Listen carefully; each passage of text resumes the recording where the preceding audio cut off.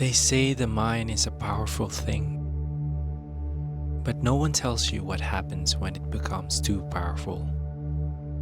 When it starts running on loops, spinning stories from silence, and dissecting every little choice, until all you're left with is the weight of what ifs. I used to think it was just me, that maybe I was born with an overactive imagination or a broken off switch.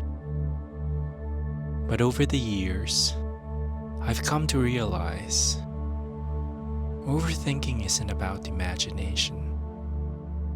It's about fear. It's about control. It's about trying to predict the unpredictable in a world that rarely follows our script. I remember being a kid who asked too many questions, who needed to know why things worked the way they did, who worried about how a simple answer could lead to 5 more problems. And I carried that with me into adulthood, into exams, into relationships, into job interviews, into casual conversations that somehow replayed in my head days later, like a bad song stuck on repeat.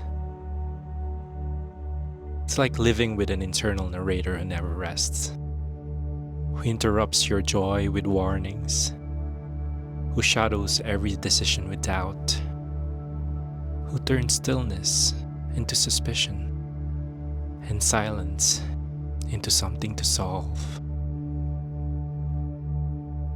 And then there's perfectionism, the twin sibling of overthinking. Not quite the same, but always close by. Perfectionism tells you that almost isn't good enough, that if you don't do it flawlessly, it's not worth doing at all, that mistakes are proof of inadequacy, and achievements are never quite enough.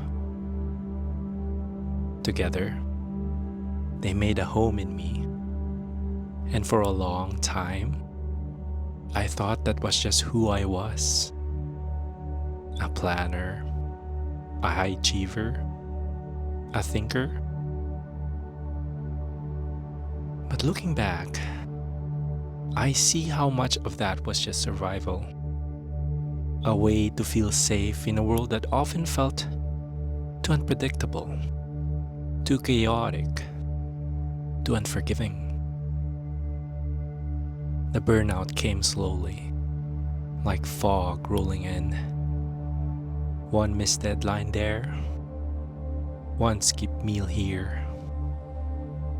More sighs, less sleep, and an overwhelming sense that I was drowning in a life that I had meticulously built. Because when you rely on overthinking and perfectionism to navigate life, you eventually start to lose the parts of yourself that were spontaneous, curious, light.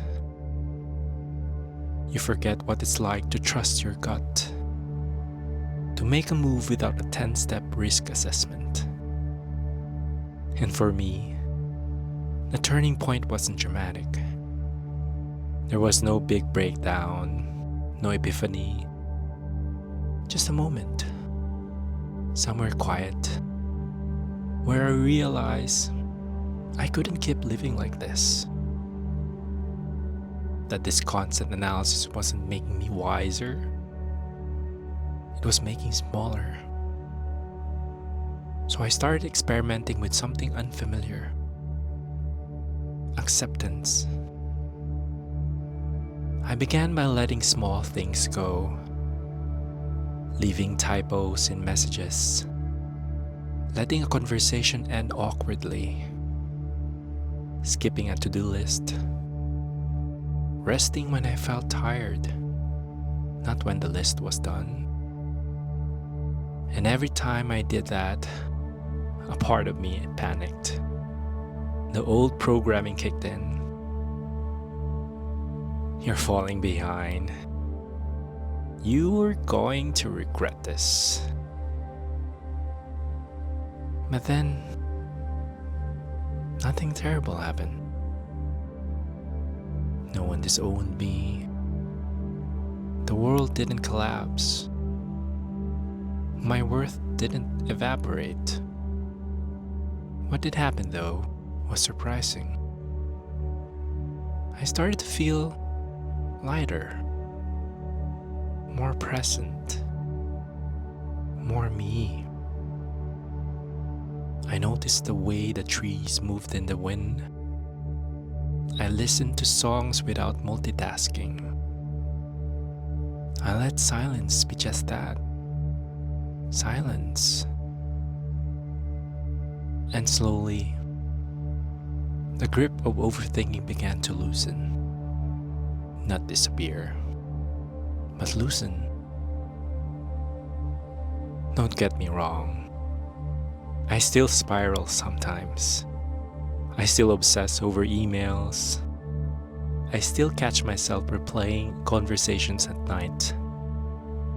But now, I see those moments as echoes.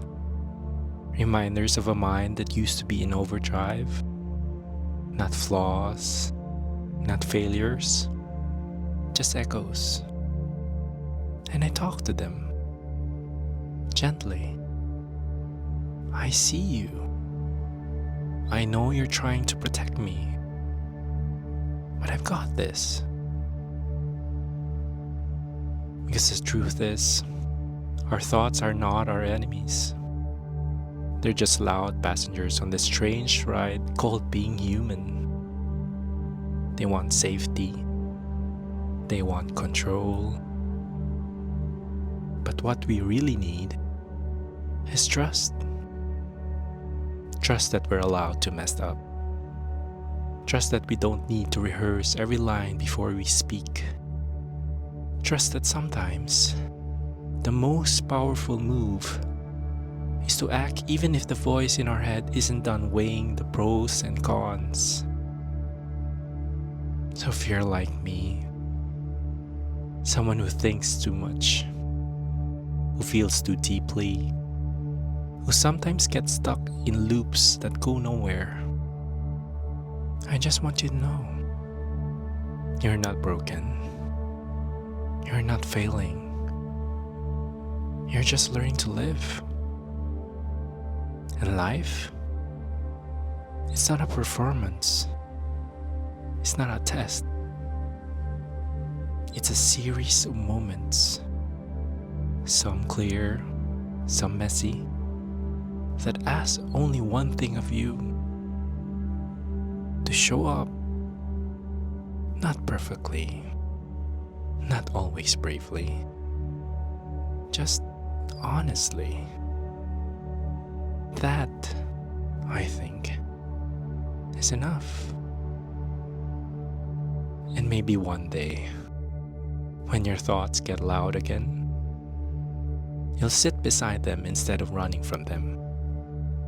You'll offer them a cup of tea, let them talk, and then carry on with your life.